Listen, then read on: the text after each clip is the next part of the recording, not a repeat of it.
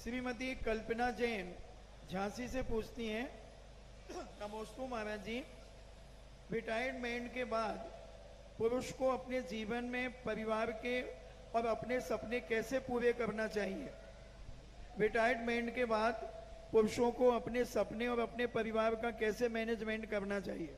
जब सरकार ने रिटायर कर दिया है तो दुनिया के घर के कार्यों से भी रिटायरमेंट ले लेना चाहिए।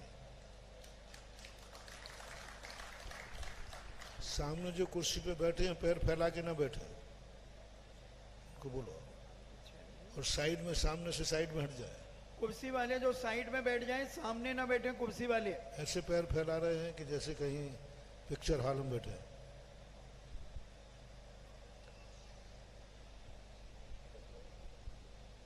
अभी हो गया वो, रिटायरमेंट के बाद हम अपने परिवार को कैसे? रिटायरमेंट के बाद सबसे पहला तो है कि सभी तरफ से रिटायरमेंट लेना चाहिए।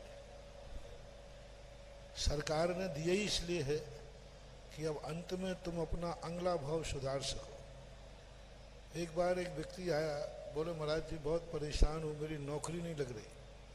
मैंने कि अब नौकरी उस उम्र में क्या? तो मैंने कि बोले हमें सरकार ने रिटायरमेंट कर लिया है, अब मैं प्राइवेट नौकरी करना चाहता हूँ। मैंने कि भाई पेंशन काहे की दे रहा है?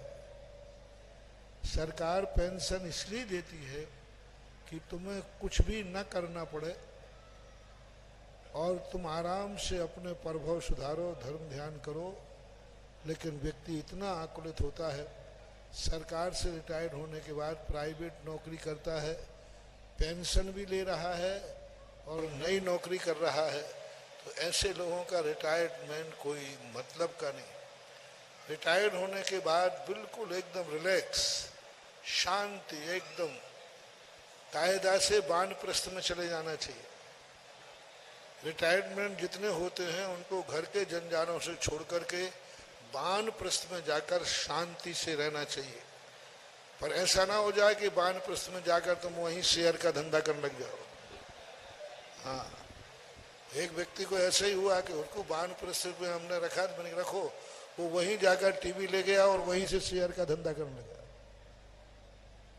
शांति के साथ हमने एक दो स्थानों पर वानप्रस्थ इसलिए खुलवाए थे, अजमेर में, नारेली में वानप्रस्थ खुलवाए थे इसलिए। इन्हीं रिटायरमेंट जो अच्छे पदों से रिटायर हो, वे अपनी वृद्धावस्था में अच्छे शांति से जीवन व्यतीत कर सके।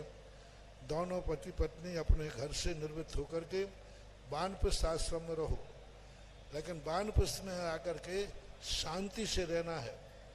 नहीं तो वहाँ दिन भर टीवी देखते रहो, दिन भर ये करते रहो, स्वाध्याय करो, कुछ नहीं बनता है। तो शांति से भक्ति भाव करो, इसी के लिए रिटायरमेंट होता है और सभी को यही करना चाहिए।